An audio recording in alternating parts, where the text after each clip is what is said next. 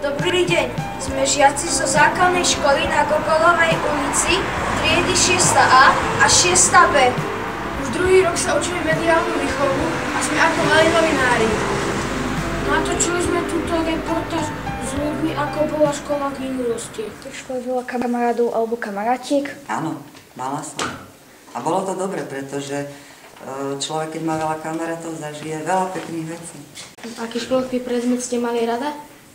Aký školský predmet som mala rada? Mala som rada výchovy, celkové telesnú najradšej, samozrejme. Zemepis, slovenčinu. Akí boli vaši spolužiaci? No, väčšinou super. Väčšinou boli dobrí spolužiaci. Málo bolo takých, ani si nepamätám, že bol niekto taký horší spolužiak. Doteraz sa stretávame. Chceli by si sa vrátiť do školy? Vieš, aj áno. Myslím, že bolo to fajn, hoci vtedy žiaci nadávajú, keď sú v škole, že je to také, onaké, ale myslím si, že tá škola je vždy dobrá, lebo človek tam žije bez starosti. Jasne. Chodili ste do školy rada? Jak okej. Jak vy, Pasita. Po prázdninách sa ťažšie chodilo, ale celkovo áno. Väčšinou áno, lebo nebolo nejaká škola strašiakom. Presne. Takže myslím si, že bolo to povinnosť, jak teraz povinnosť do roboty chodí, takže áno. Boli ste niekedy v riaditeľni? Bola som, áno, bola som. No. A za čo? Za čo? Raz mali sme zber papiera a železa a my sme išli na taký kopec a tam bolo hrozne veľa orieškov vysypaných. A my sme ako deti pobrali do vačkov, jedli sme to a na druhý deň potom prišla doktorka a museli nás vyšetrovať a tak, lebo všetci sme sa od toho vysypali, vieš, tak za to. Pracovali ste niekedy na písomkách? Áno, opisovala, keď som nevedela. Pre istotu som vždy napísala čosi, aby som mala istotu, keď budeme písať tú písomku. Keby ste sa vrátili do školy, na aké známky by ste sa chceli učiť? No, keby som mala tento rozum, čo predtým som nemala, tak určite ináč by som sa učila. A všetko by som urobila preto, aby som robila v kanceláriách a nie takto. Ináč som ja kuchárka vyučená, vieš?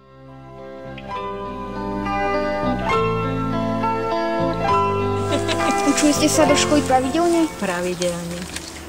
Každý deň a pravidelne. Chodili ste na výlety? Aj na výlety sme chodili. A pamätáte si nejaké? Pravda, že prvý náš výlet bol do Bojnic, do zoologickej záhrady. Chceli by ste sa vrátiť niekedy do školy? Chcela by som sa vrátiť, lebo by som bola mladá. Kde ste chodili do školy? V Krušovcach, to je veľká dedina, tu hneď Krušovce. No. Chodili ste do školy autobusom alebo peši? Ježiš, kdeže celý autobus neexistoval, ani bicykle sme nemali, jak vy máte, aj kolobežky máte, všetko možné, aj korčule, všeličo máte. A my sme nemali ani aktovky, my sme mali knižky len pod kamatom. No neposlúchal na žalu a učiteľka hneď sa pýtala, pani učiteľka, hinte neposlúchal, nedržal sa za ruky a už bola aj bitka. No. A či vás už pani učiteľka, ani pani učiteľa nesmejú byť. Lebo by boli súdení. Máte nejakého obľúbeného učiteľa? Obľúbený? No, kedy nás nebe, ten bol obľúbený. Máte nejaký veselý zážitok z priestorovej školy? Oj, tých bolo zážitkov. No ale taký najlepší zážitok mám z prvej jednotky, keď som dostal. Som sa najviac tešil. Poslúchali ste v škole? No tak, snažil som sa. Bol som taký poslušný, žiak poslušný. Aj keď sme vyviedli čosi vždy, aj okno rozbili, to si pamätám, že keď sme vyvádzali, museli sme to zaplatiť, ale v podstate boli poslušní a učitelia ma mali radi.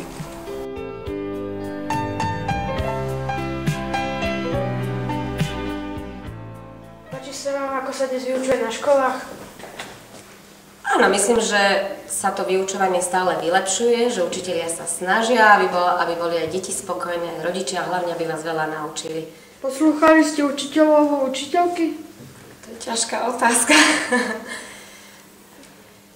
No, ja som taký energický človek, takže snažila som sa poslúchať, koľko som vládala, ale tak sem tam som bola aj neposlušná, ale rešpektovala som učiteľov, určite áno.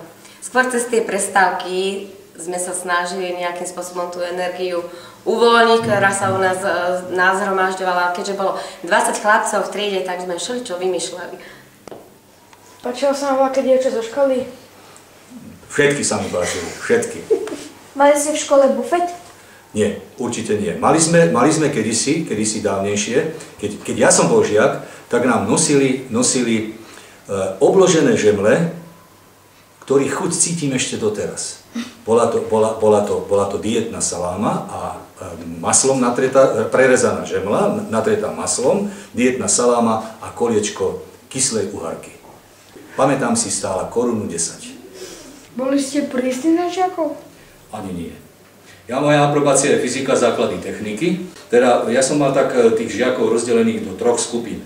Prvá skupina boli vyslovení bifloši, ktorí sa dobre učili fyziku, vedeli poučky, ale nevedeli ich použiť v praxi. Potom boli tí, ktorí boli vyslovene žiaci, ktorých nebavilo vôbec učenie. To boli tí traktoristi a takí všelijakí šoféri a tak ďalej, ktorí sú veľmi zruční, ale v takýchto činnostiach. A potom ten zlatý stred, tí trojkári, ktorí si myslím, že sa najlepšie uplatnia v spoločnosti, pretože okrem vedomostí, ktoré sa naučia, vedia tie vedomosti aj využiť. Máme predmet o mediálnu výchovu. Učíme sa tam o médiách. Čo si o tomto predmete myslíte? Ja to neviem posúdiť presne, pretože neviem presne obsah tohoto predmetu, ale myslím si, že je veľmi dobré, že žiaci sa zoznamujú aj takýmto spôsobom s rôznymi osobnosťami, s rôznymi ľuďmi, s rôznymi situáciami, ktoré život v našom meste prinesie. A takisto si myslím, že vás to musí obohatiť v tom zmysle, že jednak získavate seba istotu, takú sebadôveru a že teda sa učíte hlavne robiť s písaným, ale aj hovoreným slovom. Čo ste robili cez prestávky? Väčšinou cez prestávky sme sa naháňali, lebo 3/4 hodinu sedieť a nehybať sa, to bolo veľmi náročné pre nás, tak sme sa vždy s chalami naháňali po škole alebo po areáli školy. Boli ste niekedy zatres riaditeľní? No každý chlapec musí byť raz zatres riaditeľný a ja som bol. Mali ste tam telocvičňu? Samozrejme, ja som chodil na štvorku, to je základná škola na Tovarníckej ulici, tá telocvičňa, ktorá tam teraz stojí, stála aj vtedy, keď som ja chodil do školy. Veľmi som si vážil učiteľov, ktorí boli prísni a spravodliví.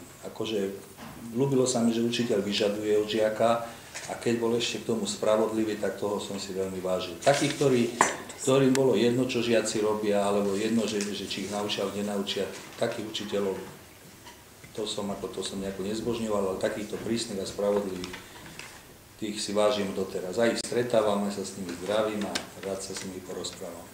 A reprezentovali ste školu v športoch? V športoch som reprezentoval, v hokeji. Na Priemyslovke som chodil aj v atletike hodoštepom, vrchgulou. Šprinty nie, to ja som taká trošku šprinterská postava. Ale veľa som reprezentoval z matematiky som bol na olympiáde, z fyziky, z chémie, to som tieto veci som robil. Byli ste sa niekedy v škole? Tak, cez tie prestávky sme využívali čas, bili sme sa o frajerky a to. Ale neublížili sme sa. Chceli by ste sa vrátiť do školy? Áno, určite by som sa chcel vrátiť, lebo tam veľa pekných spomienok má na školu. A chcel by ste sa vrátiť za spolužiakmi, alebo za učiteľmi, alebo za učením? Za všetkými. Aj aby tam boli spolužiaci, aj tí učitelia, aj to učenie. Boli to pekné časy.